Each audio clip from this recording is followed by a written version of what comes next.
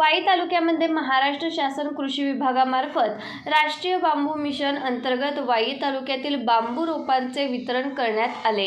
जागतिक तापमान वाढ, वातावरणातील बदल आणि कार्बन उत्सर्जनाच्या वाढत्या प्रदूषणामुळे मानवजात व पृथ्वी धोक्याच्या उंबरठ्यावर आहे। या मानवजातीला व पृथ्वीला वाचवण्यासाठी महाराष्ट्र शासनाची महत्त्वाकांक्षी योजना कृषी विभागामार्फत राष्ट्रीय बांबू मिशन योजना राबवण्यात येत आहे।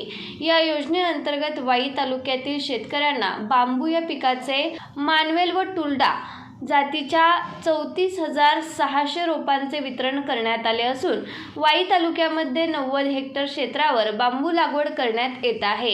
यावर शाश्वत उत्पन्नासाठी बांबू शेतीची संधी शेतकऱ्यांना मिळाली आहे।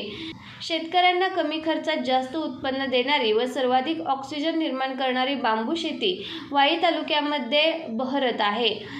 यामुळे तालुक्याची ओळख हरित वाई अशी होणार आहे। सदर रोपे वितरण प्रसंगी उपविभागीय कृषी अधिकारी संतोष बरकडे, तालुका कृषी अधिकारी प्रशांत शेंडे, मंडळ कृषी अधिकारी मेनवली विजय गायकवाड, मंडळ कृषी अधिकारी वाई रवींद्र बेलदार, मंडळ कृषी अधिकारी मुंबई निखिल रायकर तसेच सर्व कृषी पर्यवेक्षक, कृषी सहाय्यक व तालुक्यातील बांबू लागवड करणारे शेतकरी उपस्थित होते।